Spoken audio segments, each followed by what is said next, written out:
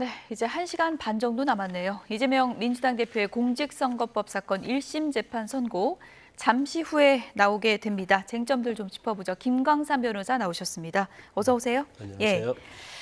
예, 1심 선고, 경우의 수라고 할까요? 지금 한 3가지 정도로 추격할 수 있을 것 같은데 정리를 좀 해주시죠.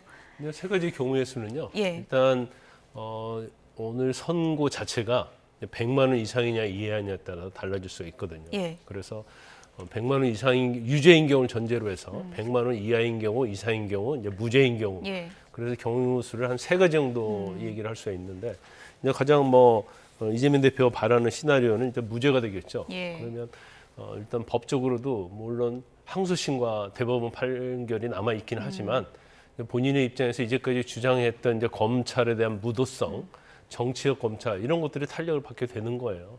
그런데 무죄가 나오지 않고 100만 원 이하가 나오는 경우라 할지라도 그러면 이 사건 자체가 그렇게 중하지 않다는 거 아니겠습니까? 예. 그러면 100만 원 이하로 나오면 본인이 대선도 출마할 수 있고 여러 가지 법적으로 문제가 의원직도 없습니다. 유지가 되는 그 거고요. 의원직도 유지가 되죠. 예. 그런데 가장 최악의 시나리오는 이제 100만 원 이상이 나왔을 때거든요.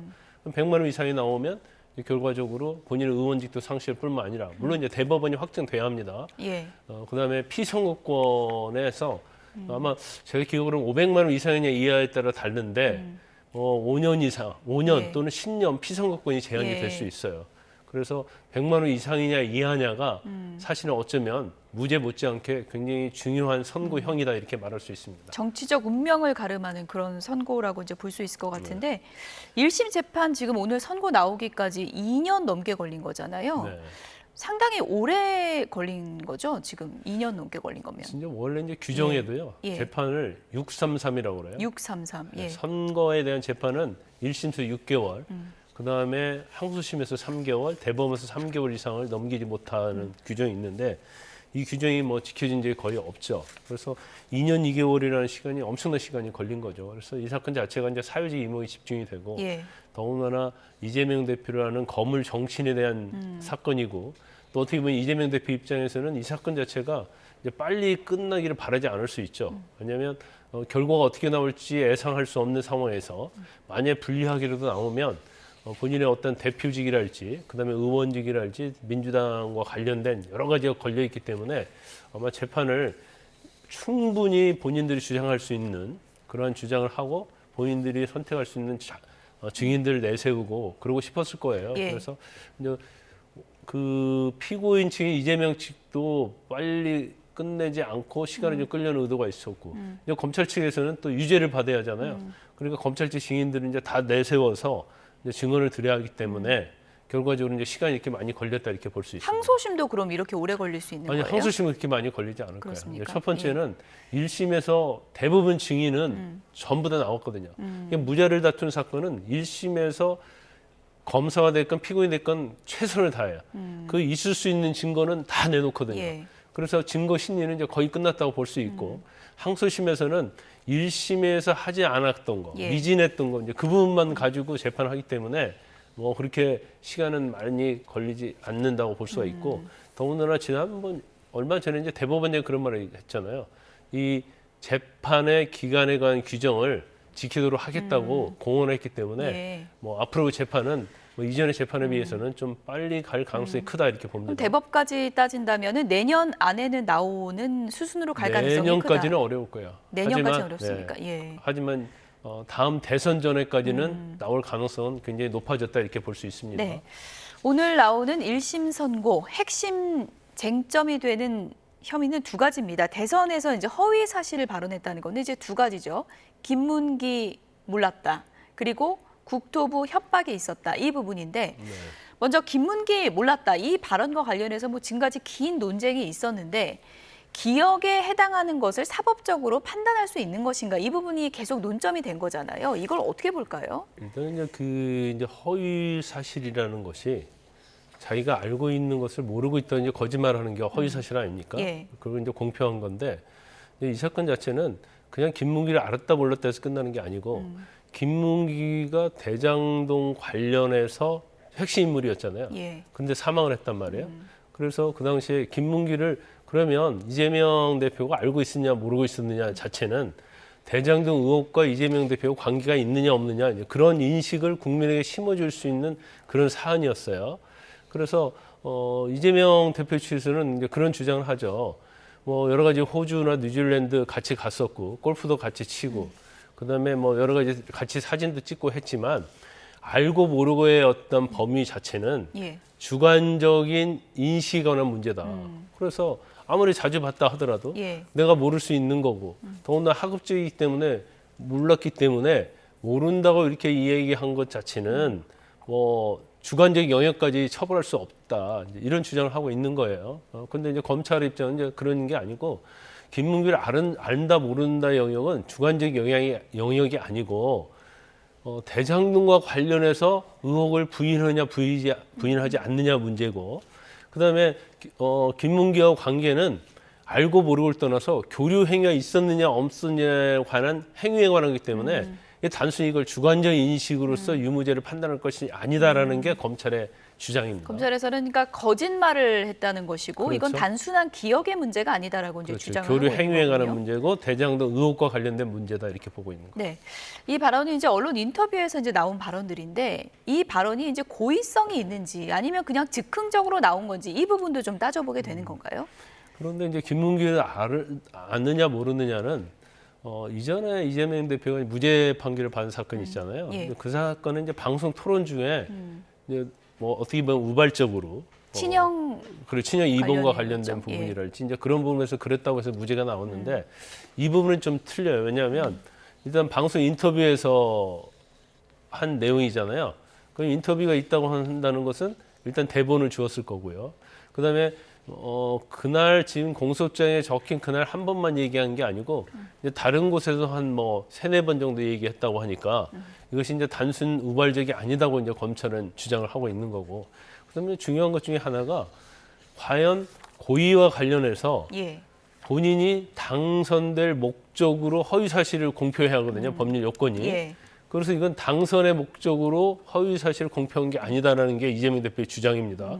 근데 거기에 비해서 지금 검찰 측 입장은 이것은 김문기를 알고 모르고 엄청나게 대통령 선거에 영향을 미치기 때문에 이건 당연히 대통령 선거의 당선과 관련이 있다. 이게 검찰의 주장이죠. 예.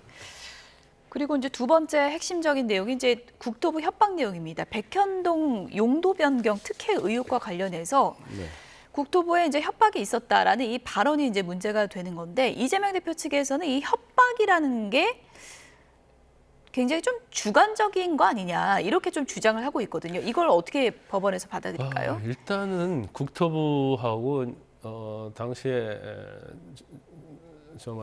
공무원 예. 전현직 공무원들이 한 20여 명이 증언했는데 이제 국토부로부터 협박받은 적은 없다 이렇게 다 일치된 진술을 했어요. 예.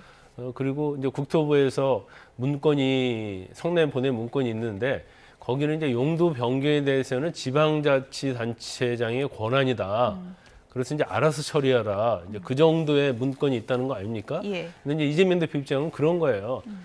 이게 협박이라는 문구가 없다 할지라도 국토부에서 계속 변경해 주라고 하는 것 자체는 압박으로 느낄 수 있다. 그래서 내가 화가 나서 순간적으로 협박이라고 얘기를 한 것이다 이렇게 얘기를 하고 있죠. 예. 그래서 이것도 역시 아까 말씀드린 것처럼 주관적인 인식에서는 예. 협박으로 느꼈다고 하는 예. 거니까 예. 그런 문제가 있고 나는 협박이라고 느꼈다 이렇게 주장할 수 있다는 그렇죠. 거잖아요. 또 하나 이제 고의성에 관한 문제인데 예. 그러면 대통령 당선을 목적으로 협박했다고 거짓말을 한 것이냐 이제 이 부분이 또 쟁점이 될 수 있거든요. 예. 그런데 이재명 대표 측에서는 그게 경기도지사 국감이었거든요. 그래서 이제 국감에서 자치단체장이 국감에서 하는 얘기가 당선을 목적으로 하겠느냐 또 이런 주장을 하고 예. 있어요. 그래서 고의성이 없었다는 주장을 하고 있는데 그 당시에 민주당에서 그 국감에 나가지 마라 위험하다 이제 그런 예. 얘기가 많이 있었거든요. 그래서 나가서 잘못 말하면 큰일 난다는 민주당 내 인사의 얘기가 있었어요. 아마 예. 이것도 이제 검찰에서 증거로 낸 것 같이 보이는데 예. 그래서 과연 국토부의 이러한 협조 요청이 이재명 대표 협박으로 느낄 정도의 협조 요청이었느냐 이제 그게 쟁점이 될 것 같습니다. 예. 국토부 발언하고 김문기 모른다 발언 중에 좀 과중이 된다면 어떤 부분이 더 큰 문제가 될 거라고 보십니까? 그런데 제가 볼 때는 뭐 전자와 후자 중에서 예. 뭐 이렇게 어느 게 중요하다, 중요하지 않다 이렇게 볼 수도 있는데 일단은 김문기 모른다도 사실은 몰고 알고의 어떤 기준이 있을 거 아니에요. 그래서 사진이랄지 여러 가지 상황에 보면 모를 리가 없다는 거고. 근데 이제 김문기 씨는 그냥 사인을 아느냐 모르냐 문제가 아니고 대장동과 연관이 돼 있거든요. 근데 그 당시 대선에 대장동이 엄청난 큰 이슈이기 때문에 예. 영향을 미칠 수가 있고 그리고 마찬가지로 뭐 국토부도 예. 협박이 있었느냐 없었느냐는 용도 변경 관련된 거잖아요. 예. 자의적인 부패에 관한 거기 때문에 예. 뭐 일반 사람들은 뭐 국토 협박과 관련된 것이 훨씬 중요하지 않느냐 이제 그런 얘기를 하는데 제가 볼 때는 뭐 그렇게 우열을 뭐 나눌 예. 정도의 그러한 뭐 공표는 아니다 이렇게 봅니다. 거의 예. 비슷하다 이렇게 보입니다. 오늘 만약에 이제 100만 원 이상이 나오게 될 경우에는 이제 민주당도 선거 비용 400억 넘게 반환해야 되잖아요. 이 문제도 만약에 이제 100만 원 이상이 나온다면 큰 문제가 될 것 같은데 반환을 어떤 형식으로 하게 되는 건가요? 이제 434억 원 예. 결국 현금으로 보전받은 거잖아요. 그럼 이제 당사를 팔든지 예. 아니면 뭐 당원들로부터 당비를 걷든지 아니면 여러 가지 차원에서 이걸 낼 수밖에 없는 거죠. 또 예. 경우에 따라서는 뭐 가압류, 이제 보전 처분이 또 들어갈 수 있는 상황이에요. 그래서 이게 단순히 이재명 대표의 명운만 걸려 있는 게 아니고 이제 민주당의 재산과도 관련된 부분이 상당히 있는 겁니다. 대법원 확정되고 내는 거죠. 만약에 원칙적으로 대법원 내더라도. 확정 내고 내는데 예. 경우에 따라서는 뭐 당명을 뭐 당을 바꾼다랄지 뭐 아. 그런 경우도 있을 수 있기 때문에 예. 이제 국민의힘 입장에서는 예. 이 가압류 들어가야 한다 이제 그런 취지로 얘기를 하고 있죠. 원래는 가압류 조항이 없습니까? 아니, 가압류는 그냥 민사 사안이에요. 예. 그걸 낼 것 같으면 당연히 예. 보전 처분을 들어갈 수 있는 사안은 맞죠. 그런데 이제 정당이기 때문에 예. 법원에서 일반적인 사인과 다르게 어떤 결정을 할지는 모르겠어요. 네. 머지않아 25일에도 또 이재명 대표 위증교사 사건 1심 판결이 나오는데 이재명 대표가 1심 선고 앞두고 SNS에 위증교사 관련해서 본인은 이제 무죄를 주장하는 그런 글들을 많이 올렸거든요. 네. 아무래도 심적 부담이 오늘 선고보다는 위증교사 사건 1심 선고에 대한 부담이 크지 않냐 이런 또 추측도 있더라고요. 그런데 원칙적으로 따지면 예, 오늘 재판이 훨씬 크죠. 그렇습니까? 왜냐하면 예. 100만 원 이상 나오면 예. 경우에 따라서 10년 또 5년 피선거권이 박탈이 되잖아요. 거기다가 민주당이 434억을 내놔야 할 사안이기 때문에 아마 민주당 내에서 할지 이재명 대표가 오늘 재판 자체를 굉장히 낙관적으로 보고 있지 않나 이제 그런 생각이 들어요. 예. 그래서 유증교사에 더욱더 어떤 뭐 SNS에 올리고 이런 걸 보면 집중을 하고 있다 볼 수 있는데 이제 그런 생각이 있을 수 있죠. 유증교사와 관련해서는 서울중앙지법에 영장이 청구됐을 때 유창훈 부장판사가 소명이 된다 얘기했거든요. 예. 그럼 잘못하면 유증교사죄는 인정될 가능성이 크다고 볼 수가 있어요. 그러면 이제 본인 입장에서 그렇고 민주당 입장에서도 이 부분을 막지 않으면 유죄 판결이 나올 확률이 좀 크지 않느냐 이제 그런 걸 의식했기 때문에 주로 유증교사에 대한 SNS를 좀 올리고 있다고 볼 수가 있고 유증교사 자체도 이거 만약에 인정이 되면요. 예. 그냥 벌금형으로 끝날 사안이 아니에요. 그러니까 벌금으로 끝나버리면 사실 피선거권일지 뭐 의원직 유지가 아무 상관이 없지만 이게 집행유예 이상의 형을 받아버리면 대법원에서 확정됐을 때 이재명 대표의 의원직을 유지할 수 없거든요. 여러 가지 이제 문제점이 상당히 많이 있어요. 예. 그럼에도 불구하고 유증교사가 전에 영장 때 소명이 된다고 나와 있으니까 예. 법원에서 또 거기에 따라서 유죄 판결 되는 거 아니냐라는 걱정을 굉장히 많이 하고 있는 것 같습니다. 예. 끝으로요. 뭐 많은 분들이 1심에서 좀 크게 나와도 항소심에서 또 좀 변경될 가능성이 있지 않느냐. 그렇게 또 보는 시각도 있거든요. 오늘 선고 나온 이후에 항소심에서 변경될 가능성은 어느 정도 있는 겁니까? 그건 뭐 예측할 수 없어요. 예측할 수 없죠. 왜냐하면 예. 어느 재판이나 이제 항소심 가서 형량이 감액이 되는 경우가 있고 형량이 감경되는 경우가 있고 또 경우에 따라서는 무죄가 나오는 경우도 있겠죠. 그런데 이 사건은 굉장히 뭐 치열하게 다투는 사건이기 때문에 이제 판사가 법리적으로 어떻게 판단하느냐 그리고 1심의 형이 얼마나 과중하느냐 그거에 따라서 달라질 수가 있어요. 더군다나 일반 사인 사건이 아니고 제1당 야당 제1당의 대표이기 때문에 이제 법원에서는 굉장히 신중하게 판단하기 때문에 이거 나중에 항소심 가면 어떻게 변경될 것이다. 이렇게 이야기하기는 좀 예견하기는 어렵죠. 예. 어쨌든 이제 1시간 20분 정도 후에 이재명 대표 1심 선고 결과가 나올 텐데요. 선고가 나오는 대로 속보로 좀 전해드리겠습니다. 지금까지 김광산 변호사였습니다. 고맙습니다.